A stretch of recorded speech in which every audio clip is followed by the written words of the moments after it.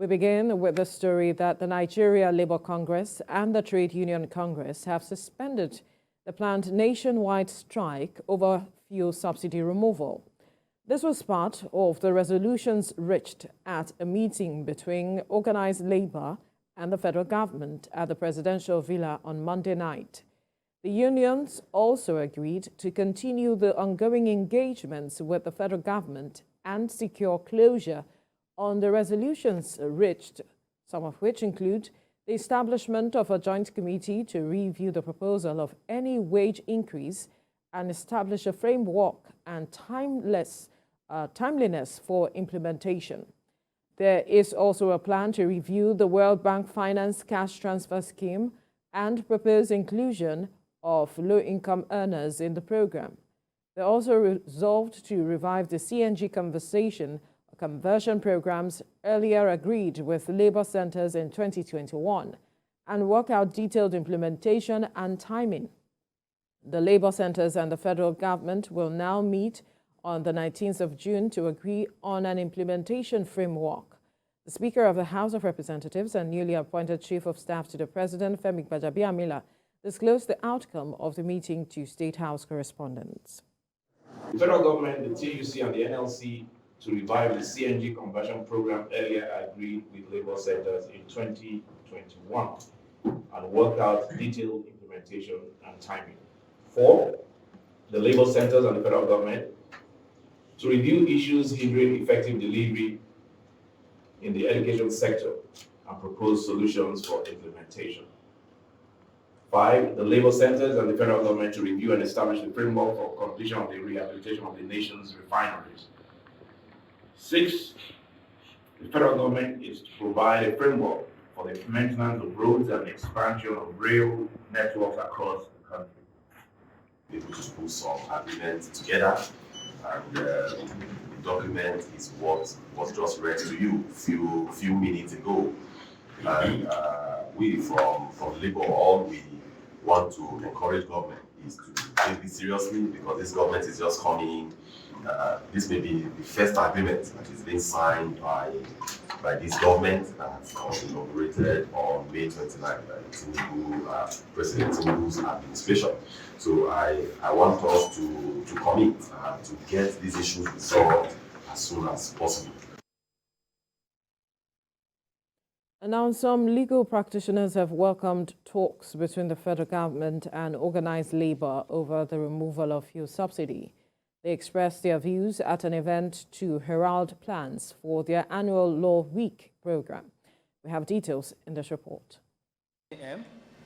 TVC News spoke with some lawyers about their expectations on talks between the Tinubu administration and the Trade Union Congress following the controversies and impact of the fuel subsidy removal. They believe truth and objectivity will help douse the tensions. Now we passed the petroleum industry bill, which is now the Act. Part of what it addresses is that you are going to discard the prior arrangement of monopoly, where an NPC alone brings fuel into the country. Now you have a regime that says, look, it's going to be an open market, a deregulated market, but the challenge now is that we've been used to what we call a subsidy regime. If government is not putting subsidy, what it means is that the landing cost of fuel will determine the price. This is a part that we should have taken years ago, sincerely. And it's unfortunate that it's happening now. And we are getting this reaction. But then, people are pained. People are pained. And they are not willing to talk. They are not willing to dialogue. And that is the Nigeria that we find ourselves now. So we have to sit down and talk about it. We cannot say the government is wrong. We cannot say Labour is wrong. Everybody is feeling it. The government is not happy. The government that left, government is transient. You are supposed to go on with whatever you met on ground. But what this present government met is not palatable, and they have to kickstart from there.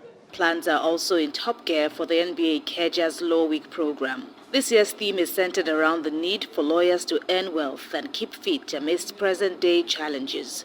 If I'm not earning well and I can't render pro bono service, because I'm not even able to run those things. But if I'm earning well, I can then stand on behalf of members of society, the underprivileged, the indigent ones who cannot help themselves. but I must start from my own side. So when that happens, you also see that it's easier to attract many more people to the profession. We've had cases of our members who slump in court. We've had cases, sincerely, of our members who come here and, they suddenly lost their memory. So that's the reason the committee are saying, look, this year, let's start telling lawyers, you have to take care of yourself. As you are helping others to solve their problem, you have to try to solve your own problem too. The 8-day program starting on June the 9th will also address contemporary issues that will reposition members of the legal profession for nation building. Kemi Foladeyemo, TVC News, Lagos. And still on industrial matters, workers in the maritime sector have embarked on an industrial action following the expiration of the ultimatum issued to management of the shipping sector in the country. Senior correspondent Sharon Ijason has details.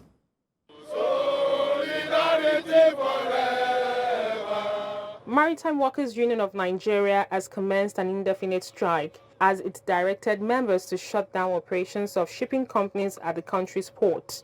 The union made the decision over disputes with shipping companies regarding lack of decent work, poor pay and welfare of employees. We have no other choice than to take our destiny in our hands. If we don't do this, I am very sure that all the workers who have retired and worked hard to come back into the system wouldn't have been doing that if we had done this earlier than today. We have been having a series of meetings with them, but they were just dribbling us. But we're hoping that today they will see that we're really serious. And that with that, they will call us for a meeting. Already they have invited us for a meeting. And we're believing that today's meeting will be fruitful. President General of the Union, Adewale Adeyonju, during the picketing exercise announced that since 2018, organized labor had been engaging shipping companies on minimum standards to operate in the country to no avail. With the terminal operators, they have been calling us so that we can sit down with them and get this matter resolved. But our stand is that give us what we want, let there be minimum standard in shipping. Somebody going on retirement, pay him what belongs to him, not just pay somebody and ask him to go and die at home, who have contributed immensely to the growth of that same company. So that is the stand of the union. I met with a retiree, Samuel Ajoku, who served at the shipping sector for more than 26 years as a manifest officer. He says his retirement benefits was abysmal and current pension is only 26,600 naira. Where you work is where you eat, even after retirement. That is what I believe. So not after retirement is like somebody is dumped to go and die. So I want them to give them better condition. And remember us, if there's anything they can do in order to keep us moving, because if not our own contribution, the company will not move on up to today, because our own contribution help other people to come and other people continue to come. The leadership of the union hopes the management will sign a collective bargaining agreement that will be competitive to industry standard so workers can return to work. Sharon Ijason, TVC News. A former Minister of Aviation, Stella Oduah, has told the federal court sitting in Abuja that she is in talks with the Economic and Financial Crimes Commission over the 7.6 billion naira fraud charge against her. The intention is to reach a plea bargain deal with the commission and avoid going to trial. Celestina Area tells us more. This will be the 7th time arraignment of the former Minister of Aviation will be adjourned. Although today's proceedings were for the arraignment of the defendants, counsels to the first to 9th defendants prayed the court to adjourn proceedings pending the outcome of an application before the EFCC. They informed the court of their application to the EFCC for an out-of-court settlement, and they are expecting a response from the commission. Counsel to 2 companies that are also defendants in the case, James Onoja, told the court that over 95% of the money has been refunded to the government. Mr. Onoja noted that over 320 million naira have been refunded, with an outstanding 8 million naira. Counsel to the EFCC, Hassan Leman, acknowledged that the letter was written to the EFCC by one of the defendants for the matter to be compounded, but the EFCC is yet to respond to the application. He prayed the court to go ahead with the arraignment, pending when the commission attends to the application of the defendants. Although over 320 million naira has been paid, the amount in question is over 7 billion naira.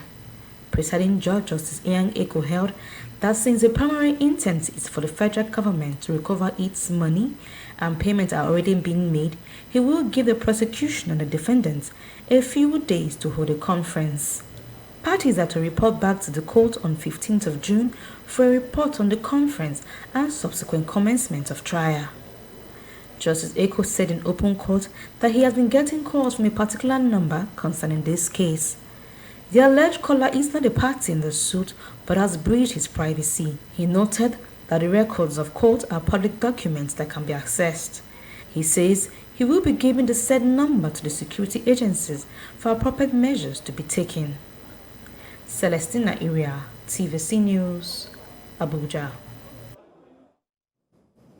And the Federal High Court sitting in Abuja has ordered the extradition of Chukwuemeka Onyegbula to the United States of America to face trial over allegations of wire fraud and identity theft. Justice Inyangeko gave the order while ruling on the application filed by the federal government. Judiciary correspondent Celestina Area again has details. Mr. Onyegbula is the second Nigerian national charged with such fraud in U.S. District Court for Western Washington. He was indicted by the United States authorities for filing false claims for pandemic-related unemployment benefits in 17 states. According to the Seattle U.S. Attorney's Office, the states of Washington, Arizona, California, Illinois, Michigan, Ohio, Rhode Island, Texas, and 6 other states paid out a total of nearly $290,000 on claims related to the case. Additionally, the Federal Small Business Administration paid out $54,000 in COVID-19 economic disaster claims filed by Mr. Onyegbula and his conspirators.